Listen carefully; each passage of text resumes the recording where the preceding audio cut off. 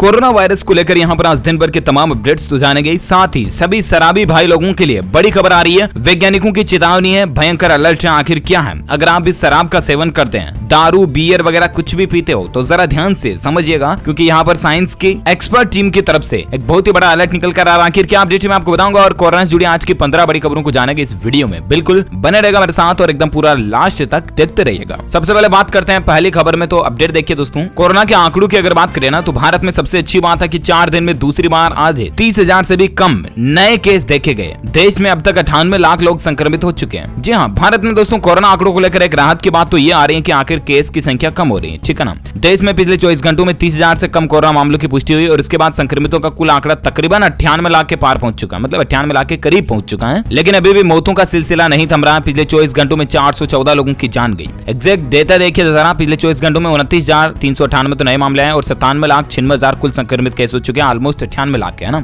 जिसमें से दोस्तों राहत की बात है कि एक्टिव केस की संख्या में कमी आई है। 3,63,000 एक्टिव केस बच चुके हैं। 8,000 और कमी देखी गई और बाकी 92,90,000 लोग ठीक हो चुके हैं इस वायरस के कारण। और भारत में ये वायरस अब तक 1,42,186 लोगों की जान ले चुका है। यानी कि इस वायरस के कारण भारत में मरने वालों की संख्या का आंकड़ा 1,42,000 से भी ज्यादा हो चुका है। तो ये तो रहा दोस्तों आज का भारत में ताजा कोविड डेटा, राइट। वहीं ग्लोबली दुनिया भर की अगर बात करें ना, तो देखिए जरा, वर्ल्ड वाइड दुनिया भर में कोरोना संक्रमितों का आंकड़ा 7 करोड़ के पार पहुंच चुका। पिछले 24 घंटों के दौरान 6,60,000 नए केस देखे गए और 12,000 से भी ज्यादा की मौत हुई। जी हाँ, दुनिया के 218 देशों में अब तक 7 करोड़ से ज्यादा लोग कोरोना वायरस से संक्रमित हो चुके हैं। दुनिया भर में पिछले 24 घंटों में 6,60,000 नए मामले देखे गए और 12,522 संक्रमितों की जान भी चली गई है। इससे पहले 4 दिसंबर को सबसे ज्यादा 6,94,000 केस देखे गए, जबकि 3 दिसंबर को सबसे ज्यादा 12,861 लोगों की जान गई। आपको बता दूं दोस्तों, बीते दिन दुनिया के सबसे ताकतवर देश अमेरिका में सबसे ज्यादा मौतें हुई है और इसके बाद इटली, मेक्सिको, ब्राजील, रूस, जर्मनी, यूके, भारत में फिर मौत के सबसे ज्यादा केस देखे गए। अमेरिका की अगर बात करें ना दोस्तों, तो कोरोना वायरस को लेकर अमेरिका में रिकॉर्ड टूट चुका है। एक दिन में 3,000 से ज्यादा मौतें हुई है। जहां विश्व में जहां कोरोना संक्रमितों का आंकड़ा 7 करोड़ के करीब पहुंचकर 6,93,00,000 का आंकड़ा पार कर गए हैं, वहीं मृतकों की संख्या भी 15,78,000 को पार कर गई।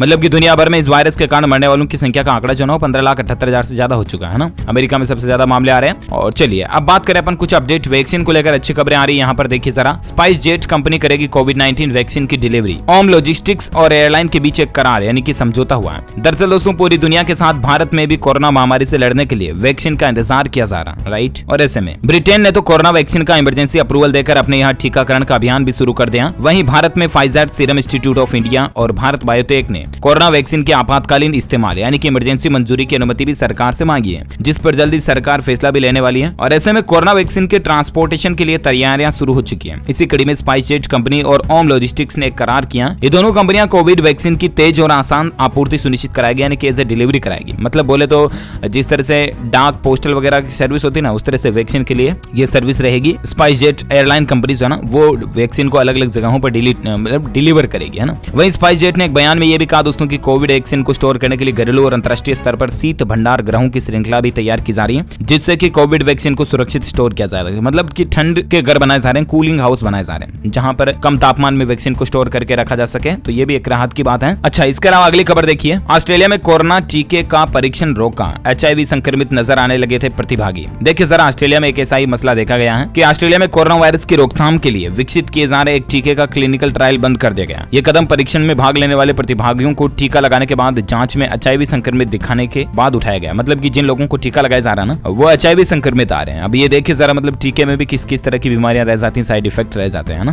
फिर उसके टीके को रोक दिया गया। अच्छा, अगली खबर देखिए। एशियाई विकास बैंक ने 9 अरब डॉलर की वैक्सीन की पहल शुरू की है। अच्छी खबर है दोस्तों। ADB यानी कि एशियाई डेवलपमेंट बैंक जो है ना, उसने कोरोना वैक्सीन के उपयोग और वितरण के लिए 9 अरब डॉलर की सुविधा शुरू कर दी है। इससे विकासशील सदस्य देशों को कोरोना वैक्सीन की खरीद और आपूर्ति में मदद मिलेगी। ADB ने यह बात की घोषणा भी कर दी है। और आपको बता दूं कि Asia Pacific vaccine access facility APVAX ने कहा कि वह अपने कोरोना वैक्सीन का निर्माण कर रहे विकासशील सदस्य देशों को तेजी से और न्याय संगत समर्थन की पेशकश करेगा। ADB ने कहा कि एशिया और प्रशांत में कोरोना संक्रमण के 1,43,00,000 से भी ज्यादा मामले दर्ज किए गए और 2 लाख से भी ज्यादा लोगों की मौत हुई है। तो ये कुछ मसला चल रहा है। और साथ ही अगली खबर आप देख सकते हैं, कोविड-19 वैक्सीन के बाद भी अर्थव्यवस्था पर खतरा अभी नहीं टला, बनी रहेंगी ये चुनौतियां। जी हाँ, देखिए जरा, भारतीय रिजर्व बैंक की मौद्रिक नीति समिति MPS सहित कई विशेषज्ञों का ये मानना है कि भारतीय अर्थव्यवस्था इस समय उम्मीद से बेहतर काम कर रही है। दिसंबर महीने में MSP की बैठक में कहा गया था कि अर्थव्यवस्था संकुचन की स्थिति से बाहर आ चुकी है और वित्तीय वर्ष 2020-21 में 5% तक ही गिरावट हो सकती है, जो कि सितंबर महीने में एमएसपी द्वारा लगाए गए अनुमान से बेहतर है। फिच की नवीनतम रेटिंग्स के अनुसार अर्थव्यवस्था में 9.4% तक के संकुचन का अनुमान है, जो पहले 10.50% रहने का अनुमान था। एक्सपर्ट्स की माने दोस्तों तो कोविड-19 की वैक्सीन आने की शुरुआत के बाद आर्थिक स्थिति मजबूत हो सकती है। हालांकि इसका मतलब ये नहीं कि अर्थव्यवस्था को कोविड की चुनौतियों से नहीं जूझना पड़ेगा, इसमें कुछ कोविड से पहले की भी स्थितियां कारण बन रही है। तो ये कुछ अपडेट चल रहा। और साथ ही अगली खबर आप देख सकते हैं, कोरोना वैक्सीन को लेकर भारत में कोरोना वैक्सीन पर फंसा पेच, जानिए आखिर टीका आने में क्यों देरी हो रही है। दरअसल बात कुछ यूं है कि भारत में कोरोना वैक्सीन उपलब्ध होने में देरी हो सकती है, क्योंकि वैक्सीन निर्माता कंपनियों ने इमरजेंसी यूज अप्रूवल के लिए अप्लाई तो किया, लेकिन पर्याप्त डेटा नहीं दिया और उन्हें डेटा सौंपने में कुछ सप्ताह लग सकते हैं। और ऐसे में भारत के ड्रग रेगुलेटर की सब्जेक्ट एक्सपर्ट कमेटी की अगली बैठक इस साल होने की संभावना न के बराबर बची है। और इसका सीधा मतलब ये होगा कि देश में कोविड-19 टीके की उपलब्धता पर देखने को मिल सकता है। एक अधिकारी ने हमारे सहयोगी द इकोनॉमिक टाइम्स में बातचीत के दौरान कहा कि गेंद अब कंपनियों मतलब कि सीरम इंस्टीट्यूट ऑफ इंडिया और भारत बायोटेक के पाले में उन्हें डेटा सामने रखना है। तो ये कुछ अपडेट चल रहा है। और साथ ही अगली खबर है,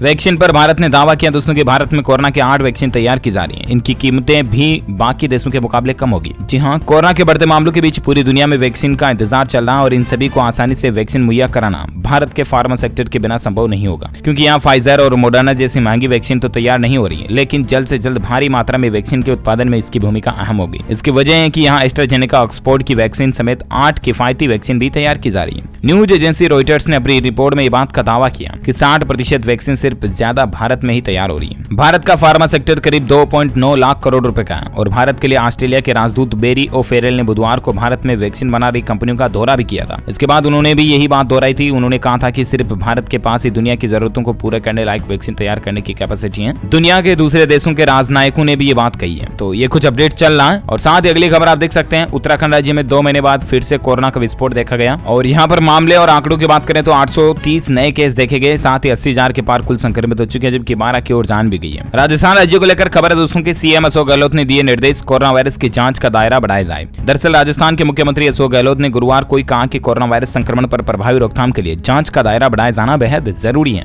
उन्होंने अधिकारियों से कहा कि अधिक से अधिक जांच की जाए ताकि संक्रमण का समय पर पता लग सके और इसका फैलाव रोकने में आसानी हो। गहलोत इस बारे में समीक्षा बैठक को भी संबोधित कर रहे थे। तो ये भी राजस्थान सरकार को लेकर खबर है। इसके अलावा दोस्तों उत्तर प्रदेश के मुख्यमंत्री योगी आदित्यनाथ ने भी कहा कि आखिर यूपी को कब वैक्सीन मिलेगी कोरोना वायरस की। तो यूपी के सीएम का ये दावा है दोस्तों की 1 महीने के अंदर अंदर कोविड-19 की वैक्सीन जो है यूपी वालों को मिलना शुरू हो जाएगी। तो अब उन्होंने किस आधार पर ये दावा किया और किस आधार पर उन्होंने ये बात कही है, तो वाकई में बहुत ही अच्छी बात है। अगर आ जाए 1 महीने में तो देखते हैं क्या अपडेट आता है। और राजधानी दिल्ली को लेकर खबर है कि दिल्ली में घातक रही कोरोना की तीसरी लहर, मिले सबसे ज्यादा संक्रमित। जी हाँ, देखिए जरा, दिल्ली देश का इकलौता ऐसा राज्य है जहां कोरोना की 3 लहर देखी जा चुकी है। तीसरी लहर का असर पहली 2 लहर से भी ज्यादा भयानक रहा। इस दौर में रोजाना मिलने वाले संक्रमित मरीज और मौतों में दोगुनों से भी ज्यादा की बढ़ोतरी देखने को मिली है। विशेषज्ञ यानी कि एक्सपर्ट्स अभी भी चौथी लहर आने की आशंका से इनकार भी नहीं कर रहे। ऐसे में आम लोगों को सतर्कता बरतने की सलाह भी दी गई है। आंकड़ों पर गौर करें दोस्तों तो बीते 2 मार्च को राजधानी में पहला कोरोना संक्रमित मरीज मिलने और 14 मार्च को आरएमएल अस्पताल में पहली मौत होने से लेकर अब तक सबसे ज्यादा असर नवंबर महीने में दिखाई दिया। नवंबर महीने में दिल्ली के 1,82,010 लोगों को संक्रमण ने अपनी चपेट में ले लिया,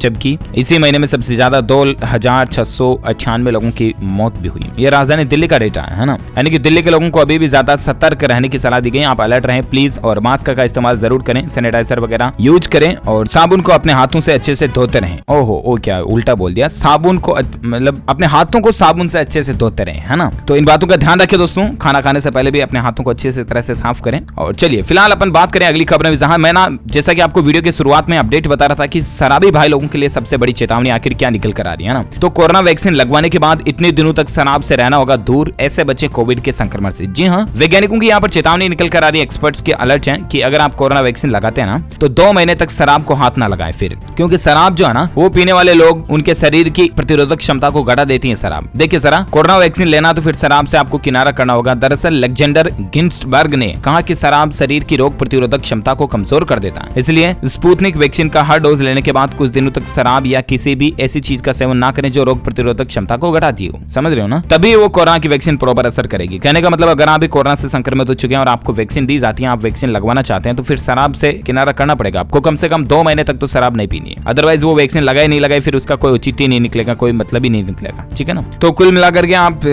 वैक्सीन लगवाने के बाद टल्ली ना हो तो ज्यादा बेहतर है। समझ गए ना, कहने का मतलब यही है। और बाकी इसी के साथ ही आज दिन भर के कोरोना अपडेट्स का वीडियो यही फिनिश होता है। अगर आपको ये वीडियो अच्छा लगा तो इसे लाइक कीजिए, शेयर भी कीजिए अपने दोस्तों के साथ फेसबुक और व्हाट्सएप पर। और आप मुझे नीचे कमेंट करके तो जरूर बताना दोस्तों की आखिर आप कौन से राज्य में रहते हैं और आपके राज्य में कोरोना के कितने का कुछ केसेज आजकल चल रहे हैं, आपके राज्य की डिटेल मुझे नीचे कमेंट में बताइएगा। इस वीडियो को लाइक शेयर करना, और अगर आप DLS न्यूज चैनल पर पहली बार आए हैं ना, तो फिर चैनल को सब्सक्राइब करके नीचे लाल वाला बटन है उसको सिंपली दबाना है, उसके बाद बेल आइकन आएगा पास में, उसको भी दबा देना, ऑल नोटिफिकेशन ऑन कर देना, ताकि आपको रोजाना काम की खबरें, सरकारी न्यूज अपडेट्स तुरंत आपके मोबाइल पर मिलते रहेंगे। ओके, मिलते हैं अगले नेक्स्ट वीडियो में, तब तक के लिए thank you, take care, good bye, जय हिंद, जय भारत, वंदे मातरम।